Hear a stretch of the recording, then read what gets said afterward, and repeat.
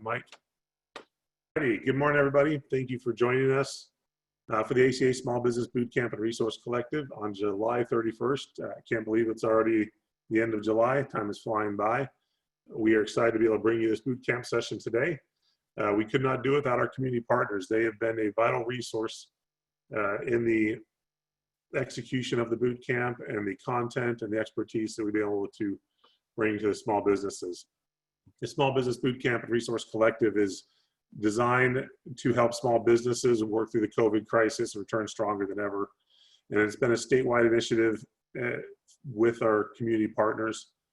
And it has been a daily boot camp through July. We started in May, and we've been going through July. And with that, this is session 65. We have 64 previous sessions, and those can be found on our website. We have recorded all of those, and they are available for review.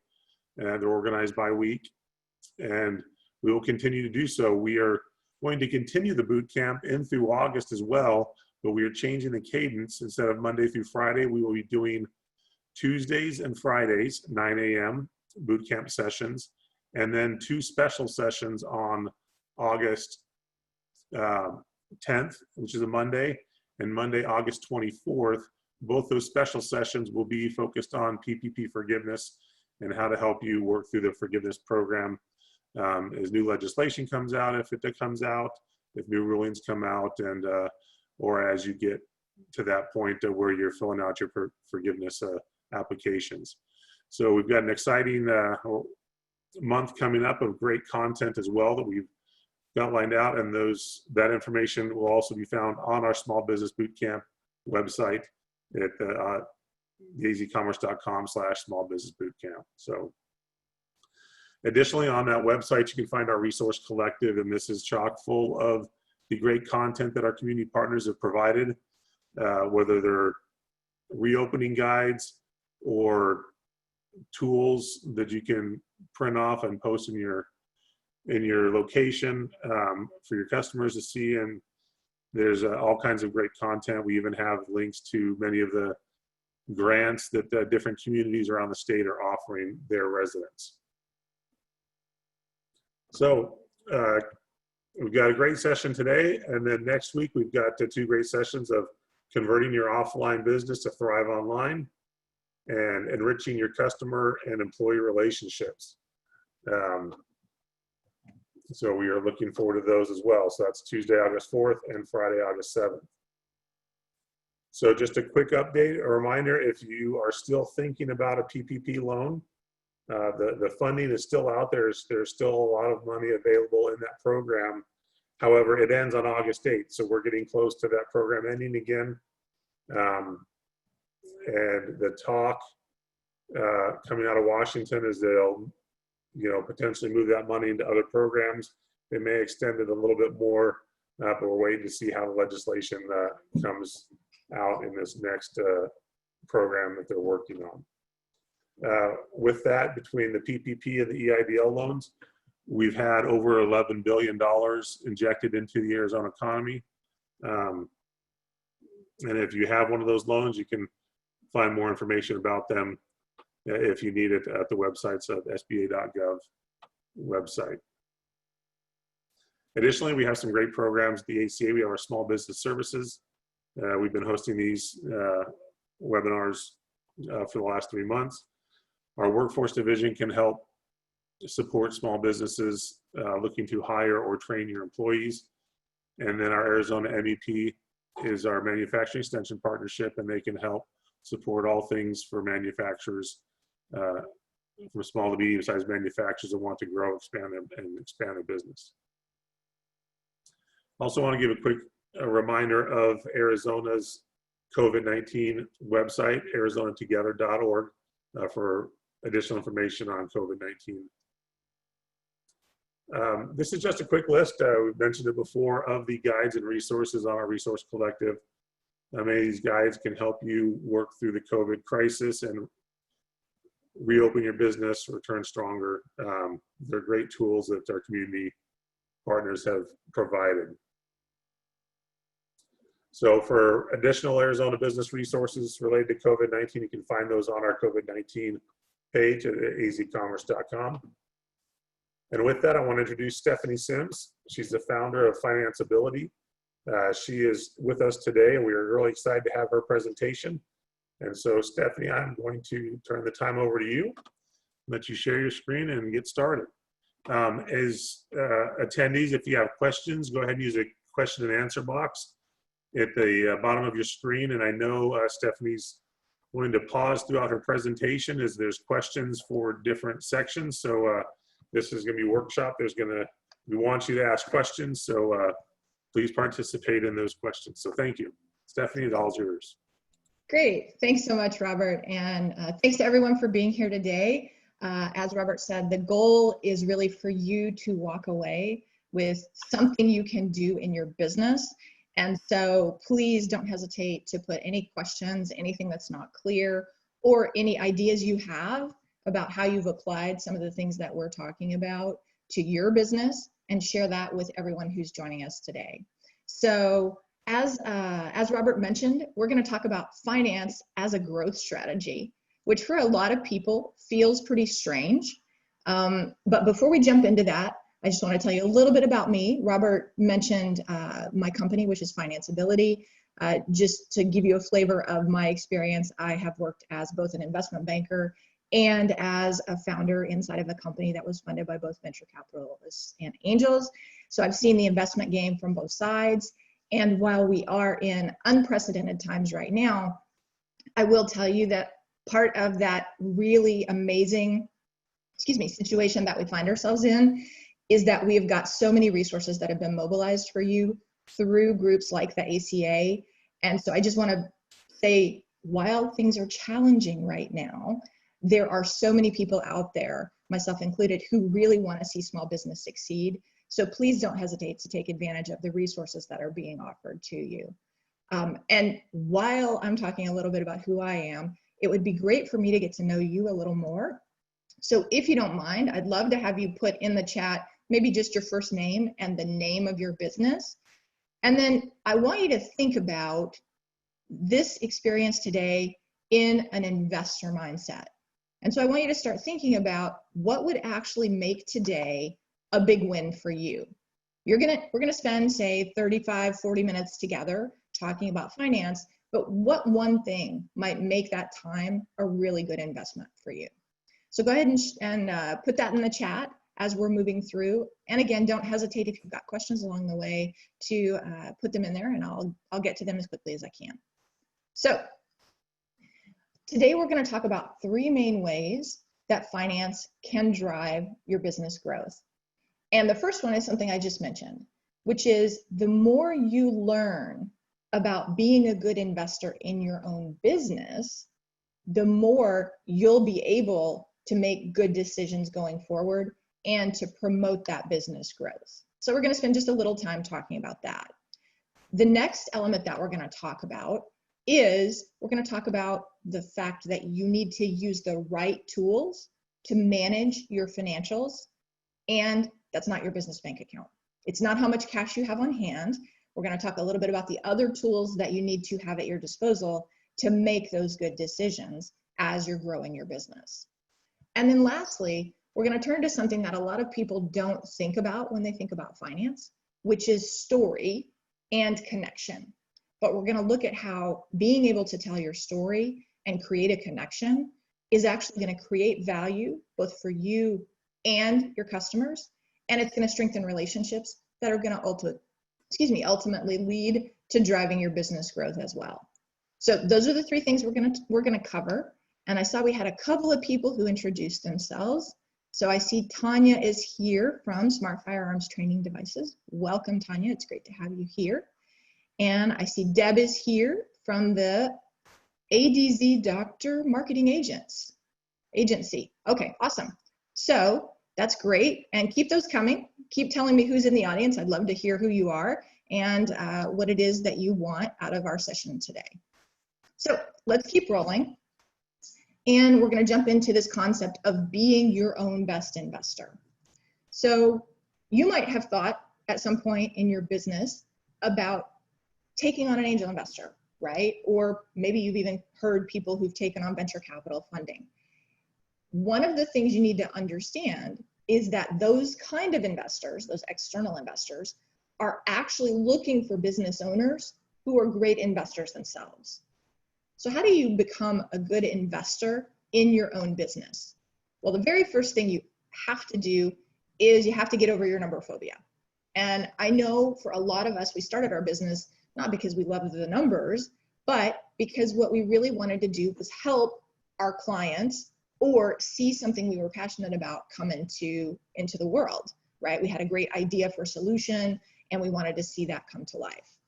And what I want to assure you is you don't have to know all the numbers in your business, but there are some numbers that you really have to understand in order to be able to make good decisions going forward. Those numbers are called KPIs. You might have heard of them before, and they're just key performance indicators. And what you need to do is start to understand which of the elements of your business are going to have the most impact on your ability to grow. And quite often those metrics are pretty simple. One of them is some sort of profitability measure, right? A lot of times that's maybe your gross margin, which is how much is left over of your sales price after you've actually provided your product or service. That's one way to get a sense for how much money is left to run your business. Another key number is growth. And so what you want to start to look at is how are both your sales and your revenues growing, and is there a mismatch there? For example, are sales stagnant because you've flattened your spending, or have you started to increase your spending but haven't seen a corresponding increase in your revenues? So those kind of numbers can be really useful to help you identify where you need to invest more time and energy in understanding what's really happening in your business. There's a lot of other metrics, and we're not going to cover them all today, but what I want to encourage you to do is to not be afraid to look at the numbers in your business, and then second, to understand what's happening with those numbers. And we'll talk a little bit about this in a minute, but it's okay for you to expect to understand those numbers. And so if you're working with somebody who doesn't necessarily make things easy for you to understand, it's okay for you to keep asking those questions until you understand what the numbers they're talking about really mean. So the other thing that I think is important for you to start to understand is that part of being a good investor means that you don't kind of leave the numbers over here on their own. You start to connect them in to the things that you're doing every day. And so that's what this concept of an activity plus a metric means. So we're going to go through an example as we go through this presentation, and hopefully that'll help you understand it a little more clearly. But for every action that you take in your business, it's very important that you identify what success looks like. Because once you have those two elements, I know what I'm going to do and I know what success looks like, you can start to calculate return on investment. And that is the heart of being a good investor, right? You're only putting resources, whether those resources are your time, your energy, your money, your reputation, or your team, you're only putting resources into the things that actually improve your business. So one of the questions, we're just jumping into this example, one of the questions that I get a lot from folks, especially now as we're not able to be physically present with folks, with people who might become our clients or partners, is should I use social media more? I get a lot of people asking me, should I invest in Facebook ads? Should I be on Instagram more? Should I hire a consultant to help me do all these different things on social media? And so I would suggest that you start to look at that through the lens of return on investment. So in your own business, if you're wondering if you should use social media more, the first question to ask yourself is, what would the benefit or what would success look like if I was using social media more? And one thing I want to caution you about is your immediate reaction might be more sales. And I think that's the ultimate goal. But clearly, unless you're actually using social media to get people to buy on social media, there's a kind of an interim step there that's important. So perhaps you're using social media to build a list of prospects, right? So say that you're going to be on social media trying to connect with people who could then get into a conversation about buying your product or service. In that case, your metric, your success measure, could be something as simple as the number of actual email addresses that you collect through that social media ad campaign.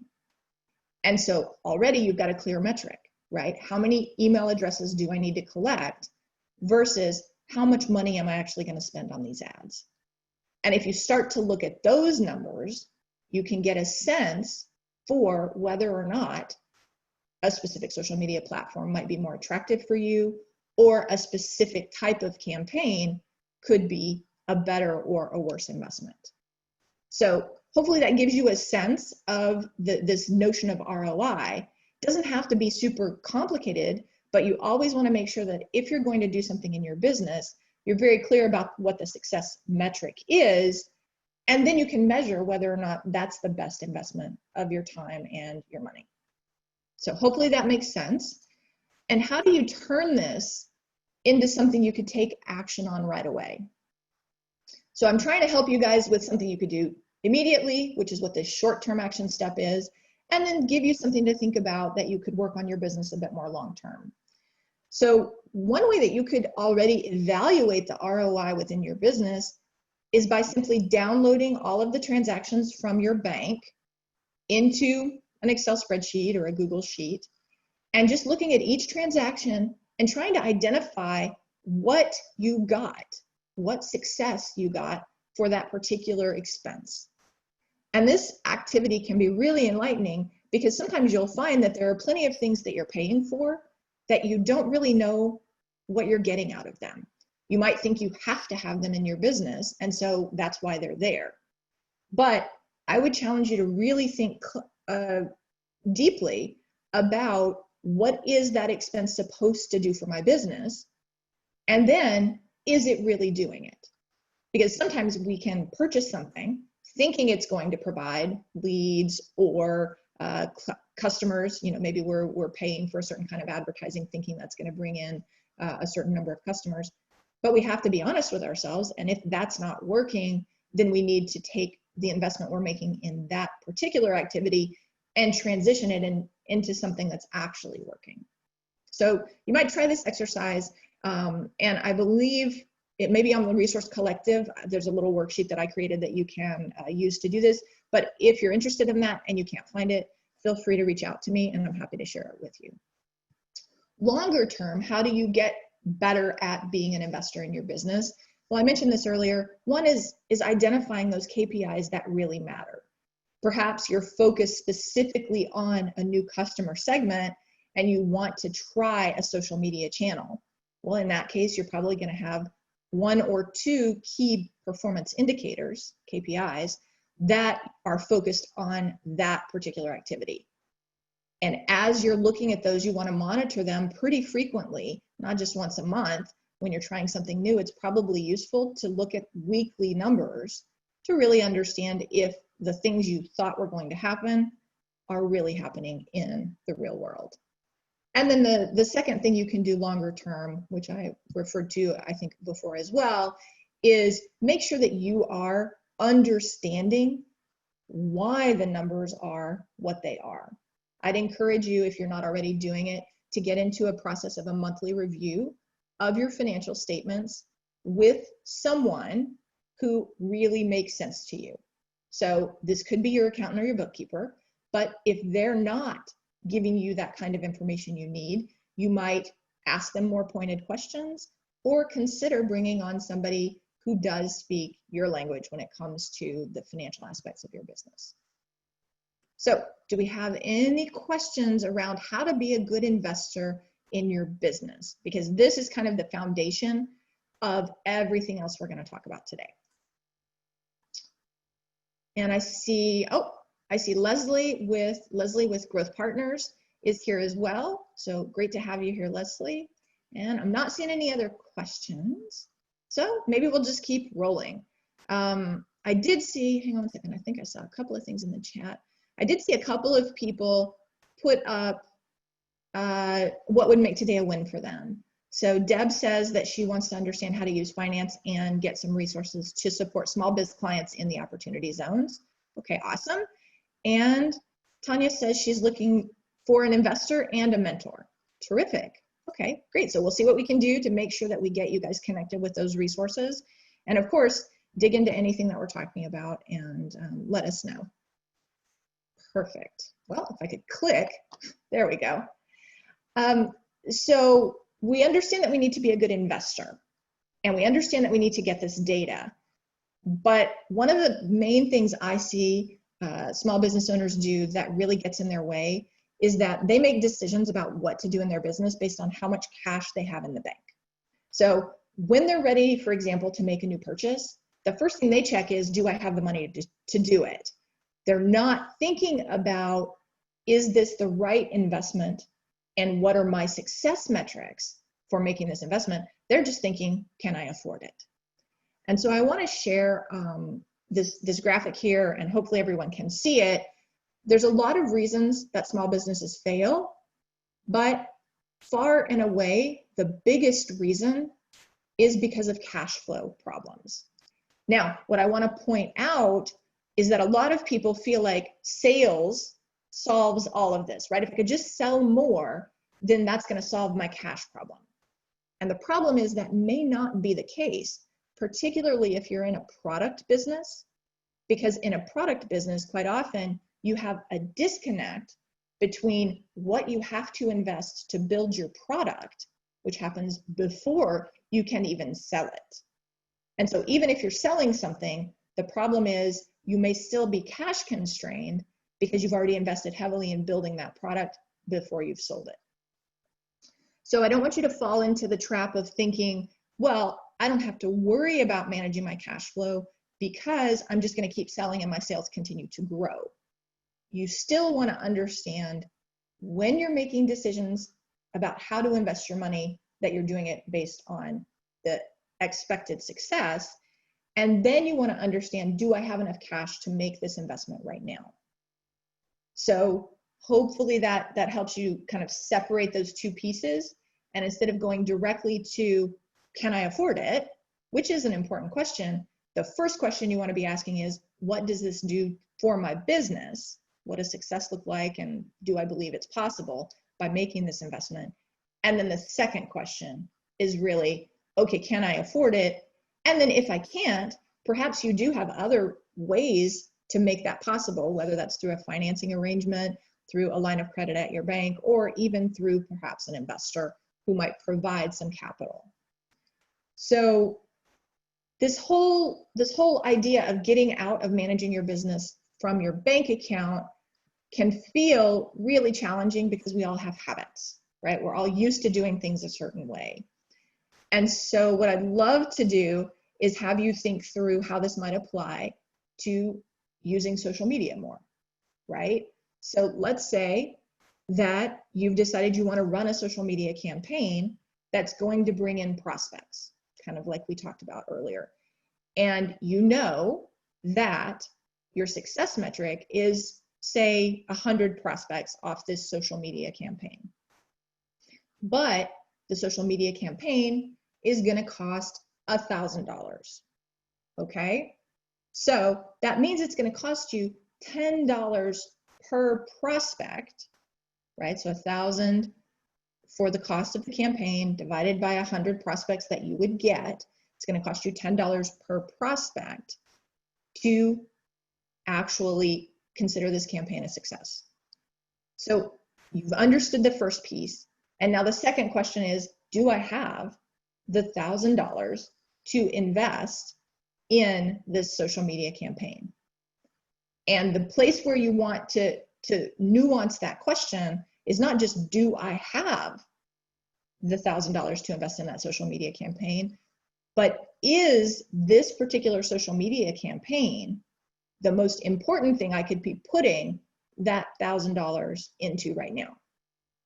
So for example, if you already have plenty of prospects, then maybe the answer is, I would be better to use that $1,000 to invest in someone who's going to help me deliver my product or service, right? Because that's where your challenge is in your business right now, is actually delivering your product or service.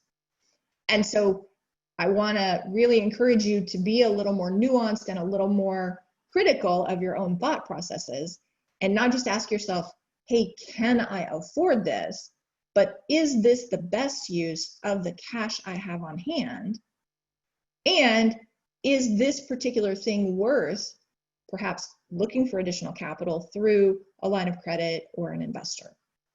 And when you start to shift your thinking in that way, it really is going to help you ask the right questions of yourself, so that if you do decide that you need to raise outside capital, whether again that's through talking to your banker or through looking at any kind of equity investor, you've asked the good questions and you're convinced that this particular investment is the best way to grow your business. So hopefully that gives you a good example of how we want to get out of our bank account and start to manage with other decision-making tools. And I see we've got a question. Oh, Chad, and that's a great question. Chad's got a question about locating angel investors, which I'm going to get to in just 1 second. But I want to kind of translate this concept of not managing your business through your bank account into something we can do immediately. So just like last time, there's something you can do right away, which is instead of looking at your bank account and saying, how much cash did I have on hand last month, or how much cash do I have on hand now? I want you to look at your profit and loss statement, which you should be getting from an accountant or bookkeeper. If you're paying someone to actually create those for you, you should be getting it every month. And if they're using an online platform, you should be able to access it yourself through that platform, whether it's QuickBooks or Xero or FreshBooks. If you can't get access to that information, I would encourage you to go and ask the person you're working with to give you access to that today. That's a super simple, small step that you can do. But it's very important for you to start to take ownership of this financial information that's not just your bank account balance. I would encourage you, once you've got access to that, or if you've already got the P&L sitting in your email or in your inbox, actually take a look at that financial statement and start to ask why, right? So not just, oh, I see these numbers, but why did sales go down? Why did this particular expense go up? And from your own knowledge of your business, you might already know the explanation, but I would take a highlighter or I would circle any areas where you're not clear about why the numbers are what they are, and use that to start a conversation with whoever it is that you're working with to help you keep your books or do your accounting. Longer term, and I think I've said this already 3 times, but I'll probably say it 5 more before we finish. It's very important for you to work with somebody who speaks your language when it comes to the numbers in your business. There are lots of accountants out there who really are focused on communicating clearly with their clients. And so if you're working with somebody who doesn't, your first step should be to try to get them to speak your language. But then I think your second step should be to look for somebody who does, if you really feel that you're not getting that from the people that you're working with now. The second piece of that is, once you have somebody who helps you understand why the numbers are the way that they are, you can start to get them involved in really updating your KPIs, understanding something called unit economics, which is knowing whether every single unit of product or service that you sell is profitable. And they can start to help you get better at making decisions through understanding the numbers better and identifying those key success metrics. And then even longer term, you can start to develop a written process for how you're making your financial decisions, so that it becomes almost a checklist. And you know, before you make a big investment of, say, $5,000, $10,000, or bigger, depending on the size of your business, a big investment, you know you've covered all your bases, so that you're not second guessing yourself once you make that investment.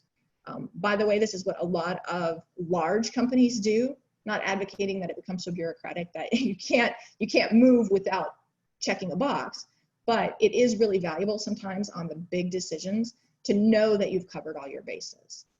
So that's an important element for you to really start to take control of not only your own investor mindset, but also all of the numbers in your business. So now let's look at Chad's question. And Chad, I think I mentioned this before, but Chad has this question about what's a good resource to locate angel investors. So I just want to take a few minutes here and let's talk about outside capital. So one of the things that I would really look at in terms of outside capital is identifying your ideal investor. So a lot of people are like, I just need to meet investors. And the reality is investors are like clients. They're all individuals.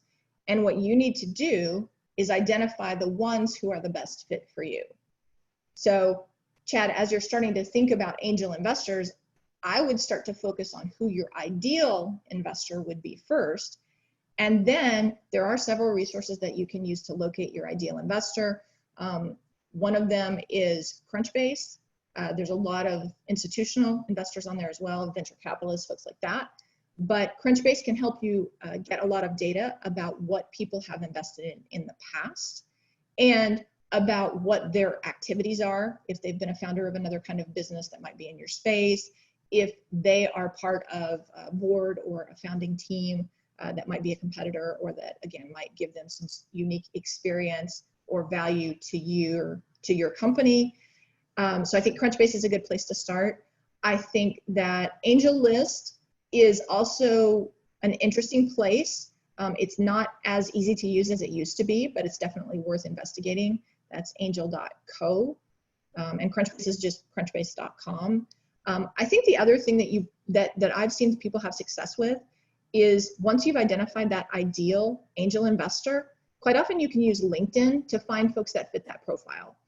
Say you're looking for somebody who has experience in the consumer space and who has been, maybe in a business development or a sales role, because they're going to really understand the challenges that you're trying to solve in your business. You could find that person pretty quickly through a LinkedIn search, and quite often through the connections that you have. Now that you know you're trying to reach someone, it may be easier for you to get a warm intro than simply pulling someone's name off of Crunchbase or AngelList. So hopefully that gives you some idea. Okay, so I think that's one. And then Chad asks another good question, which is, what do you see as typical returns investors are looking for? And how do those compare to interest rates? So this is a great question. What I will tell you is that investors are almost always looking for significantly higher returns than what you would see at a bank. Most investors are looking for somewhere between 20 to 30% annually. And the other element to keep in mind is that investors are going to realize their return by you selling your business. And so quite often when you're comparing loans and investors, you're not necessarily thinking about how that return is realized. But if you're not interested in selling your business, or you don't know exactly who you'd sell your business to and what that would look like, then you probably want to give some thought to that before you reach out to investors, because that's one of the key things they're going to be interested in, because that is how they get their return. So hopefully that answered your questions, Chad, and we're going to keep moving here. But if you have other ones, or if you've got other questions about the sort of financial management topics that we're talking about, please don't hesitate to put them in the chat. Alrighty, so we've kind of talked about nuts and bolts and things that you probably expected when we were talking about finance, right? We've talked about numbers, we've talked about accountants, bookkeepers, return on investment, all those things.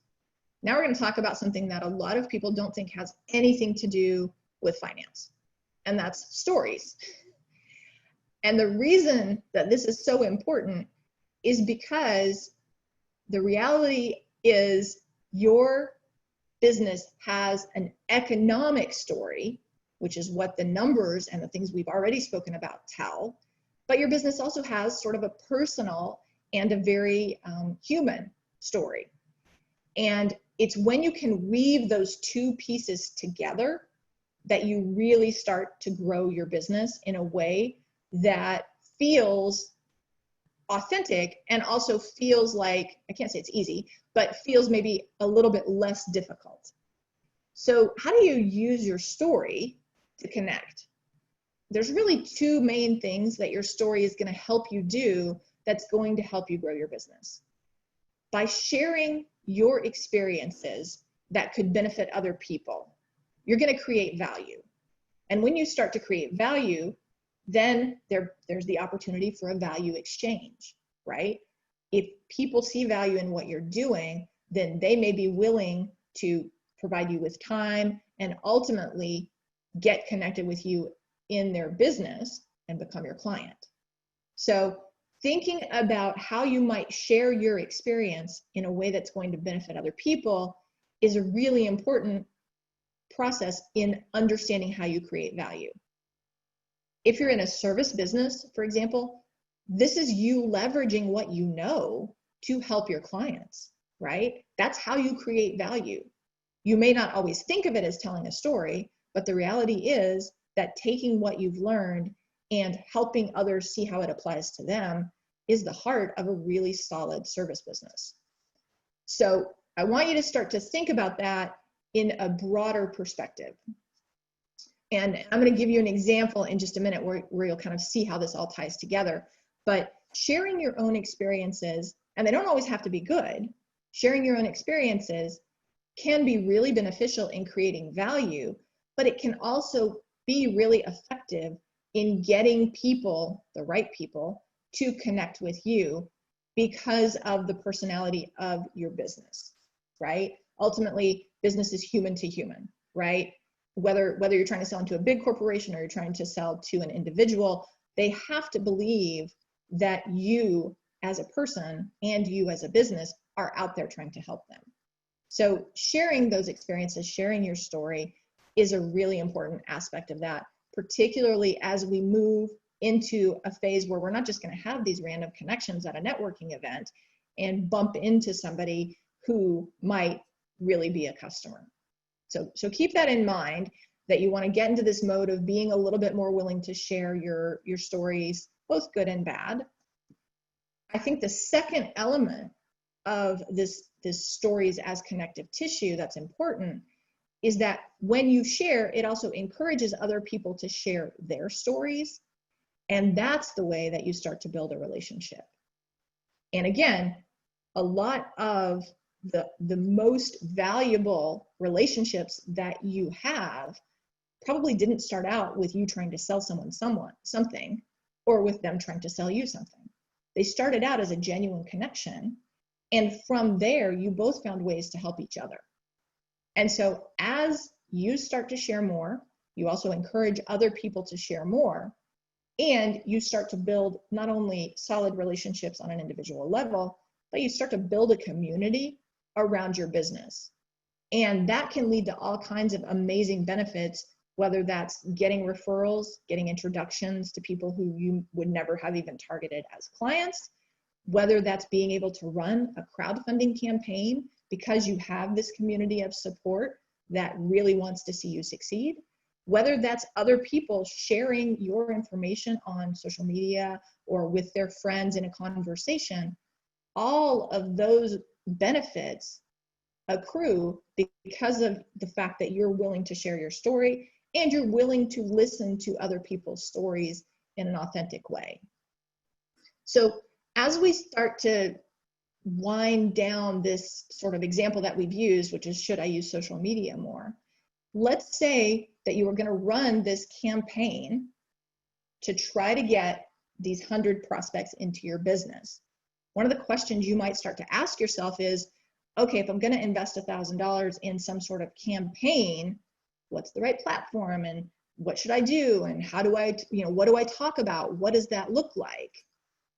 And so I just want to offer up an example of someone who is an incredibly generous member of the Phoenix community, who also has been part of the ACA's Venture Ready program, and who's just an all-around superhuman being, Chris Ronzio from Trainual. If you don't know Trainual, I would suggest you follow them on social media because they do a lot of really amazing and authentic interaction on social media. If you can't tell, I really am a little bit of a fangirl. I've been honored to have Chris on my podcast, and I think what they're doing is amazing. And I just want to show this to you to help you understand that this isn't some magic formula that feels inachievable or unattainable for folks who don't have huge budgets, right? So what I've done on the left-hand side, you can see Chris's Instagram. This is his personal Instagram feed. Clearly, this isn't the only thing that they're doing, but Chris here is sharing a combination of what's going on in his life and what's going on in his business. And so as you start to think about all these investments that you're making, you need to do something that you know you'll be able to sustain. And so when you're thinking about what social media platforms and do I run these campaigns and all of these things, I just want you to factor into your decision, how am I going to be able to do this? And what feels the most like me, right?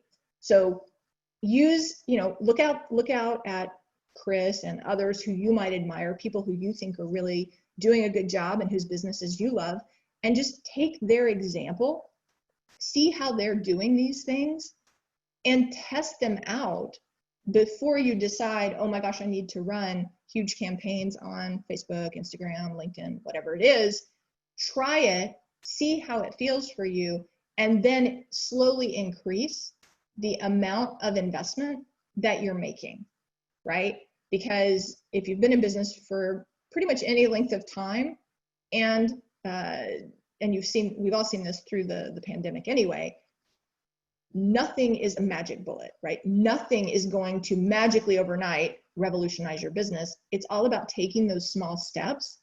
And I would encourage you to see that as each step you're taking is just a small investment, and you want to see if it works before you decide to make a bigger investment. So again, enough fangirling about Chris and Trainual, but find folks that you admire and see how they're telling their stories and how that's building connection for them, so that you can figure out what works best for you as you're starting to make these investments of both time and money. So a couple of ideas about ways that you can do this. In the short term, if you're not ready to go all in on, an Instagram profile where you're publicly sharing everything, keep it small. Think about sending monthly updates to an inner circle of 20 to 30 people. This can be your best clients. This can be your team members. This can be any advisors or investors if you've already got them. And this can be people in your space that you really admire. It can also be colleagues, right?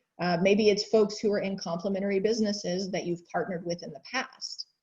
But getting into a rhythm of sharing your story regularly is not only good for you, but it actually is good for your business, because what it does is it really helps people know where you are and what you need. In this monthly update, I would encourage you to talk about what's going great. I would encourage you to talk about things that are a challenge. And I would encourage you to always close with a way for someone to help you. Doesn't mean everyone that you send it to is going to be able to help you or is even willing to help you. But if you clearly identify a way for folks to help you, then over time, those folks who are part of that inner circle will keep their eyes open for it, because they know that you've been clear about how they can help. And this is just a thing that I've observed. People generally, especially now, want to help. But quite often, if you come to them with a huge, massive problem or with 15 different problems, they don't know how to help. If you have one or two very simple asks in this monthly update, then at least they know how to help, or they know how to connect you with someone who could help. So I'd really encourage you to get into this sort of monthly update rhythm. And that's a great way to share your story in a small group first. Then, as you start to think about how this could, how you could use this to grow your business longer term, you can get into a habit, if you're not already doing it, of having calls with your existing clients to do market research, right? So it's great that we're working together now, and here's what I'm helping you with, but like, what other things are really on your mind? What's bogging you down? What's keeping you from achieving success? because that market research is what's going to help you drive the next set of offerings that you can provide for your existing clients. As you get more comfortable, you can also start to share your lessons learned more publicly and more often. And you can really, as this starts to grow for your business, you can really start to build an actual community, whether it's a Facebook group or a LinkedIn group or just an email list where you are communicating with them on a much more frequent basis. That's also going to benefit your business and provide you with that feedback loop that's going to help you understand what your clients need most and what the other folks who want to see your business succeed, like advisors, employees, and investors, if you have them, what they're also thinking and how they can help you. So hopefully that helps you see how economic story connects to your personal and human story, because they are one and the same. And the more you can do to integrate them, the easier it's going to be for you to grow your business. So as we start to wrap up, I want to leave you with a few thoughts. Don't let the fact that it's numbers overwhelm you. If you are completely number phobic, find somebody who speaks your language and get them to walk you through it. Next, be sure that you are always being your own best investor. So think about this not only from the aspect of your money, which is a lot of what we've focused on today, but also from the aspect of your time, because your time is your most valuable resource. Remember, your bank balance is not a management tool. It's just something you want to check in with once you've decided what you're going to invest in.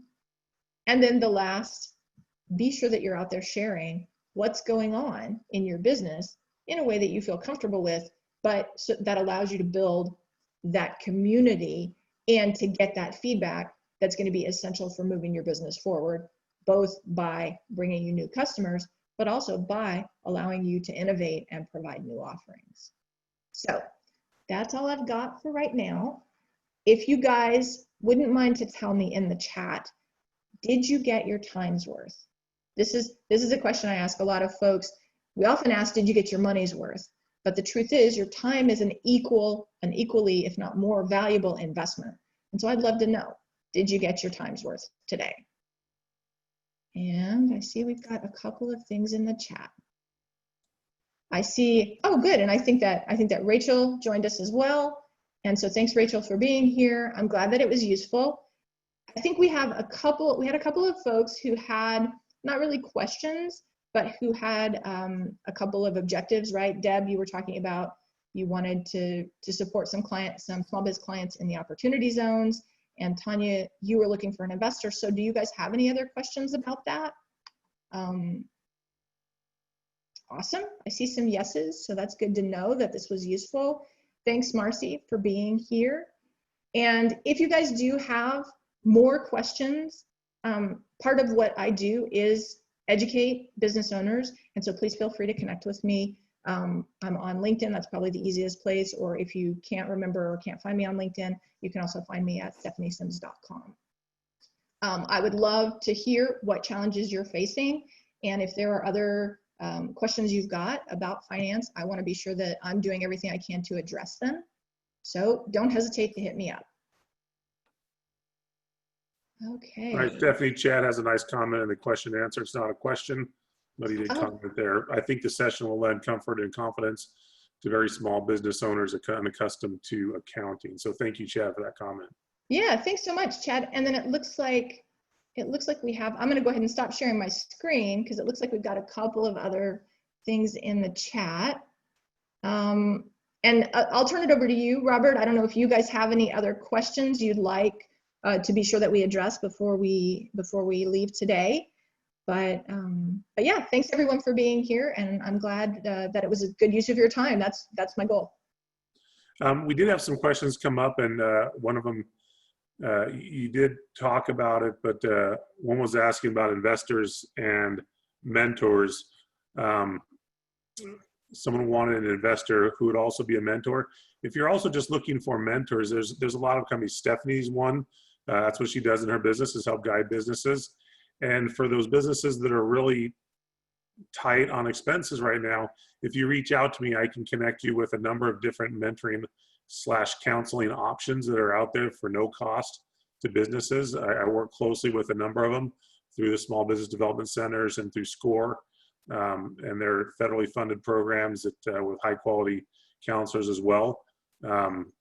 We've also had a number of other community partners that have presented on the boot camps that can provide mentoring. So you can either reach out to Stephanie or reach out directly to me here at the Commerce Authority. If you just call our main line and ask for Robert in small business, they'll transfer you over to me. And I'll get back with you, and we'll get you hooked up with a mentor that can help guide you and be a sounding board for your business. I appreciate Stephanie coming in and talking about that, because my own opinion is every business should have that third party person that's their mentor, their personal trainer, whatever you want to call it for your business. CEOs all over the country, the biggest companies, they have their confidants, they have their people that they talk to about their business, and every small business should have one too. So those are great questions to be brought up. So thank you. It also looks like, Robert, Alika has a question. She said, some of my small business clients don't take good care of their back end. Any advice? And then she clarified back end, like accounting processes, staying on top of AR. I think that's a great question. I think that it's a combination. My experience has been, it's a combination of them not wanting to look at it, right? So some of it is like, you got to shift your mindset and say, okay, I'm responsible for this. But then some of it's also getting the right person to help you. When I've, in some previous businesses where I was working with small business owners, I saw a lot, and I used to call it a turnkey business. They had these small businesses, they were maybe a franchisee, and their business was a turnkey because they came in the morning, they turned the key, opened the front door, and then the business ran them. And then at the night, they would turn the key and close it and do that day after day after day. They weren't running the business was running them. So it was a turnkey operation. And when that happens, a lot of those small businesses, they don't take care of the back end. They see the bank account and okay, there's cash, or maybe there's not cash, but they see there's cash, they were able to pay the bills, and they're just going day by day. When with that help, they could identify the numbers, look at the P&Ls, look at those KPIs that you talked about, and really make the profit they're wanting to make to help them run their business and run their life, not have their business running both. Yeah. So. And I think you bring up a good point, which is sometimes we feel like money's hard to talk about anyway, right? We know this. And it's really hard to talk about when you feel like you don't have any, or you feel like you've made mistakes. And so what I want to say maybe to Alika and to anyone who's feeling this way is, there is not an entrepreneur on the planet. I don't care if you're talking about Mark Cuban or any of the sharks or any of those folks. There's not an entrepreneur on the planet that has not made a mistake. It's not about being perfect and not making mistakes. It's about being willing to understand what happened and not continue to make the same mistake, right? And in this respect, it's a little bit like parenting. I don't know if any of you are parents, but it's like, your kids, you're gonna make mistakes. There's no doubt. It's just, don't keep making the same one over and over, right? Be willing to admit, okay, this thing is a real challenge for me, and I'm gonna do something different so that I don't keep making the same mistake over and over. And I think some of that is also about finding somebody, that confidant, that mentor, that you can get honest with, and that will help you figure that out when you're feeling a little bit overwhelmed. Excellent, thank you. We got a couple more minutes left. If there's any other questions, please bring those up. We want to take advantage of Stephanie's time that she's sharing with us. So please throw those in the Q&A or in the chat. Either one will work.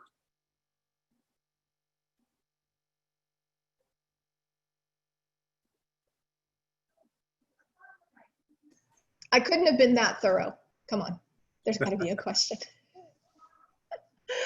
I know we're close to time, and I'm happy to take any other questions that come, but I did just want to say a huge thank you to the ACA, to Robert, and all the folks, Lisa, Mark, and everyone in the innovation group and the small business group who are working so hard to put these resources together. I think I said it at the beginning of the presentation, but I want to be sure we emphasize it here. There are so many people out there who are rooting for you as a small business owner. Like my parents own a small business. I've been an entrepreneur in multiple iterations. I don't know that I've ever seen such intense focus on helping small business succeed. And so what I want to just stress is that there are a ton of resources out there. And if you don't see what you need, please don't hesitate to reach out to the folks who are providing them and say, here's what I need. Because everyone wants to see all of the small businesses, as many small businesses as possible, succeed despite the immense challenges that we're facing. Excellent. Thank you for those words, Stephanie. I appreciate that. We're going to go ahead and wrap up, give you guys a couple minutes back on your day. We appreciate everyone being here. We very much appreciate, Stephanie, your time and your presentation and your expertise. Just a reminder, we will be back next week, not on Monday, but on Tuesday for our next session. So Tuesday morning, 9 a.m. We look forward to seeing everybody here on the boot camp. And with that, everybody have a great weekend. Be safe. Look out for the heat for those that are in the valley where it's cooking up. But enjoy your weekend, and we will see you next week. Thanks. Take care.